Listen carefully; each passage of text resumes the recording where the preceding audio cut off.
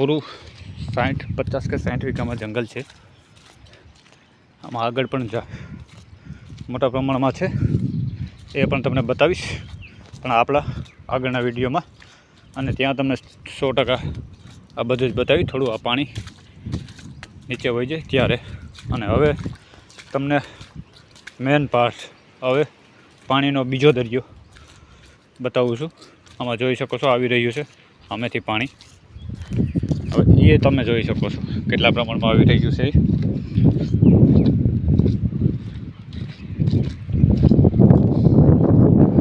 જોઈ લો મિત્રો, આમાં પૂરું જંગલમાં ફેલાઈ જાય છે પાણી વધારે પ્રમાણમાં આવે એટલે. અત્યારે આ કાલના વરસાદના હિસાબે પ્રમ દિવસના વરસાદ 10 થી 12 ઇંચ વરસાદ પડતા તેનું પાણી હજી હાલમાં એટલું જઈ રહ્યું છે.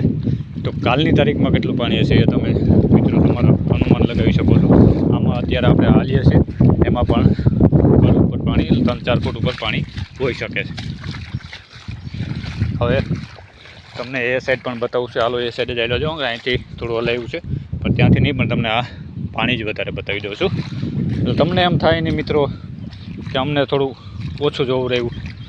આગળ હું તમને બતાવું છું.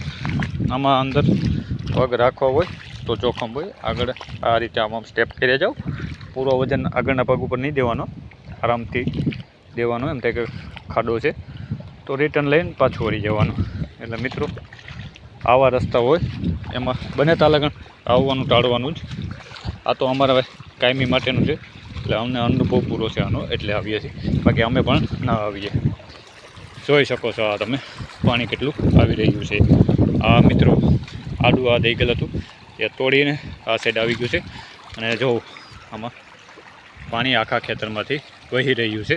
આગળ ઉપરથી આવે છે પાણી આ સાઈડ અને આમ જઈ રહ્યું છે. અને આ જંગલની અંદર થઈ અને આપણે આગળ આવ્યા હતા. જે મિત્રોએ આ વિડીયો પહેલાં જોયો છે એ આગળના વિડીયો જોઈ શકો છો પાછળના, એમાં વધારે પાણીનું ઉપદ્રવ હતું ત્યાં આવે છે. એટલે જે મારી સાથે પહેલેથી જોઈ છે એને તો ખબર જ છે આ. અને મિત્રો અહીંયા આગળ વાવ છે, એ વાવનું લેવલ પાણી છે હું તમને ચાલો બતાવી દઉં. અત્યારે છે તો અહીંયા થોડું ઊંડું હોવું જોઈએ. જો મિત્રો આ એટલો આવી રીતે ખાડો હોય એનું ધ્યાન રાખવાનું મિત્રો. એટલે હાલવામાં થોડું તકલીફ પડે છે. જોઈ શકો છો તમે કેટલા પ્રમાણમાં પાણી આવી રહ્યું છે. જોઈ લો મિત્રો, આ વાડી છે, આ પૂરી વાડી છે. એમાં મગફળીનું વાવેતર હતું. અત્યારે મગફળી છે જ નહીં. સોયાબીન મગફળી આ તેવા લગભગ મગફળી જોઈ હતી 9ની તારીખમાં છે નહીં. અત્યારે હાલ બધું જ ધોવાઈ ગયું. વરસાદ મોટા પ્રમાણમાં પડવાથી આ પરિસ્થિતિ ઊભી થઈ છે. હવે મિત્રો તમે જોઈ શકો છો આ વાડી છે. આ વાડીને બાજુમાં વાવી છે. આની ઉપરથી પાણી જઈ ગયું છે. જો આની અંદર ભરાઈ ગયું છે. તો મિત્રો આ મને અહીંયા કમર બરોબર છે તો ત્યાં હાલમાં કેટલું પાણી હશે. અને જો આ વાવ તમે જોઈ શકો છો, આ વાવ છે, આખી વાવ ભરેલ છે અને ફરતી સાઈડ પણ પાણી છે. જો મિત્રો નજારો આ કુદરતનો કહેર જ કહેવાય એક જાતનો. જોઈ શકો છો આમાં મગફળી હતી આખા ખેતરમાં, પણ અત્યારે કાંઈ છે નહીં. ચાલો મિત્રો હવે આગળ આપણી વાડીએ. આ બધા જ આપણા સેટા પાડોશી છે એની વાડીઓ છે. એ પણ આગળ કદાચ આજની તારીખમાં આવ્યા હશે પણ નીકળી ગયા હશે.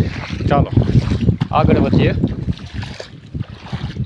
આમાં જો નાહવાની એક નંબર મજા આવે એવું છે. અત્યારે બીજું તો કાંઈ ખેતરમાં રહ્યું નથી. નાહી શકો છો, નાહો મોજ કરો. બીજું તો મારા વિડીયો ઇન્સ્ટામાં પણ તમે જોઈ શકો છો. નાહવા ઉપર જ હું બનાવું છું. વરસાદ ઉપર બનાવ્યા છે, કોમેડી છે, તમે જોઈ શકો છો. ફની વિડીયો પણ મળી જાય. આમાં હાલવામાં આ રીતે હાલવાનું મિત્ર. જો સીધું હોય કેટલું ને કેટલું થઈ શકે છે. જો આમાં પગમાં કંઈક આવ્યું છે મિત્રો. જો આમાં ધ્યાન રાખવું પડે. સાપ વીછી પછી નાના સાપ એ બધું આવે એ મોટા પ્રમાણમાં આમાં તણાઈને આવતું હોય અત્યારે. ચાલો આપણે આગળ આપણી વાડીએ કેટલું ધોવાણ થયું છે, શું થયું છે. આપણું ટ્રેક્ટર પણ ત્યાં પડ્યું છે. જોઈ લઈએ શું પરિસ્થિતિ છે.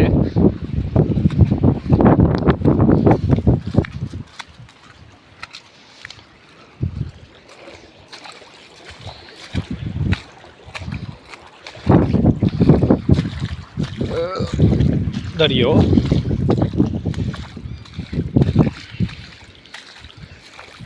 તે જોવા માટે ચાલો પાર્ટ 2માં આપણે ચાલ્યા જાય. આ વિડીયો બહુ મોટો થઈ ગયો છે એટલે પછી પાર્ટ 2 મારો આના પછીનો બીજો વિડીયો આવે એમાં તમે જોઈ લેજો અને લાઈક સબસ્ક્રાઈબ ને ફોલો જરૂર કરજો.